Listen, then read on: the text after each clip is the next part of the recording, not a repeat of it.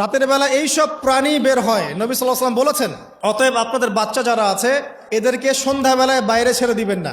এখন কিন্তু প্রচুর ঘটনা ঘটছে, প্রচুর জিনঘটিত ঘটনা ঘটছে, জাদুটোনা করা হচ্ছে, বানটোনা করা হচ্ছে না?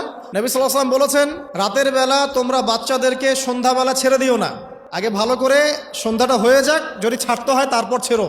তারপর রাতের রাত যখন গভীর হবে তখন তোমরা এলোপাথালি ঘোরাফেরা করো না, রাস্তাঘাটে বনে জঙ্গলে ঘোরাফেরা করো না, কারণ এই সময় এমন কিছু মাখলুককে আল্লাহ পাক ছেড়ে দেন যাদেরকে তোমরা দেখো না। এখন সায়েন্সের যুগ তো, মানুষ মনে করে এগুলোর কোনো ভিত্তি নাই মনে হয়। কোরআন বলছে জাদু সত্য, কোরআন বলছে জাদু সত্য। কোন সূরা? সূরা বাকারা আয়াত নাম্বার 101, 102 পড়ে দেখেন। ওয়াত্তাবিউ মা তাতলু শায়াতিন আলা মুলকি সুলাইমান, এই আয়াতটা পড়েন, বিশাল একটা আয়াত আছে। ওয়া মা কাফারা সুলাইমান ওয়ালাকিন্না শায়াতিন কাফারু ইউআল্লিমুনা আন-নাস সিহর। এই সিহর দিয়ে কি হতো? মা ইউফাররিকুনা বিহি বাইনাল মারই ওয়া যাওজি। সুলাইমান আলাইহিস সালামের সময় এই জাদুবিদ্যার প্রচলন ছড়িয়ে পড়ে। এই জাদু মানুষ শিখে কি করছিল? নারী পুরুষের মাঝখানে, স্বামী স্ত্রীর মাঝখানে বিভেদ সৃষ্টি করছিল। এখন দেখেন না, পরিবারের স্বামী স্ত্রীর বন্ধন ভেঙে যায় না, কেউ কাউকে দেখতে পারে না, এমন হচ্ছে না? খুব ভালো সম্পর্ক হঠাৎ করে সম্পর্ক খারাপ। এই জাদুবিদ্যা সত্য। এবং এখনকার অনেক ভণ্ড যে কবিরাজগুলো বের হয়েছে, এরা জিনকে তাবে করে নিয়ে এই জিনদের মধ্য দিয়ে মানুষের মধ্যে জাদু ছড়িয়ে দিয়েছে। এই জাদুবিদ্যা সত্য। এর ফলশ্রুতিতে বহু পরিবার ধ্বংস হয়ে যাচ্ছে, দৃশ্য অদৃশ্যের অনেক ক্ষতি আছে। এগুলো এখনকার সায়েন্স বিশ্বাস করে না। আর সায়েন্স বিশ্বাস করে না বলে যে আমরা বিশ্বাস করবো না এমনটাও নয়। এখন বিজ্ঞান যেটা প্রমাণ করতে পারে নাই, এটা কি বিজ্ঞানের ব্যর্থতা না ইসলামের ব্যর্থতা? আল্লাহ রব্বুল আলামিন এবং তার রাসূল যা বলেছেন সেটাই চূড়ান্ত সত্য। সেটা আমরা প্রমাণ করতে পারি বা না পারি, এটাকে অন্ধভাবেই বিশ্বাস করতে হবে। এটাই হচ্ছে একটা মৌলবাদী কনসেপ্ট। আর এভাবে ইসলামের মৌলিক বিষয়গুলোকে না মানলে কেউ মুসলিমই হবে না। কথা কি বুঝতে পারছেন? আচ্ছা, তিনি বলছেন রাতের বেলা এমন কিছু মাখলুক বের হয় যাদেরকে তোমরা দেখো না। দুষ্ট জিন বের হয়। কি বের হয়? জিন জাতি নাই পৃথিবীতে? আল্লাহ পাক সূরা জিন নামে একটা গোটা সূরা নাজিল করেছেন, করেন নাই?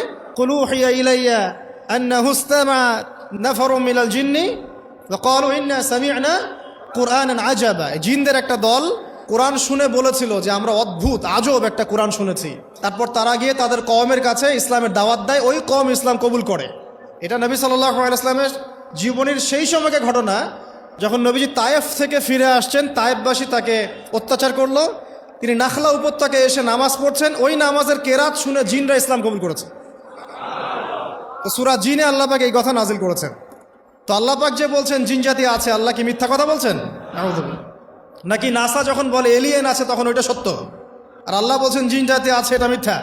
তা আমাদেরকে আবার নতুন করে মুসলমান হওয়া লাগবে এখন, না আমাদের কনসেপ্ট চেঞ্জ হয়ে গেছে আর কি। আবার দেখেন আল্লাহ পাক বলছেন সূরা জারিয়াতের 56 নম্বর আয়াতে, ওয়ামা খালাকতুল জিন্না ওয়াল ইনসা ইল্লা লিয়াবুদুন। আমি জিন আর মানুষকে শুধু আমার ইবাদত করার জন্যই সৃষ্টি করেছে। তাহলে দুটো জাতি পাওয়া গেল, জিন এবং মানুষ।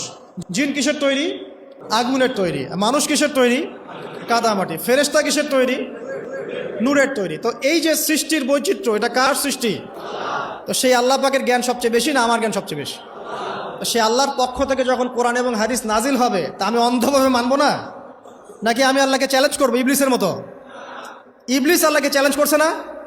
খলাকতানি মিন নার ওয়া খলাকতাহু মিন তিন। আমি কেন আদমকে সেজদা করতে যাব? আমি কেন আদমকে সেজদা করতে যাব?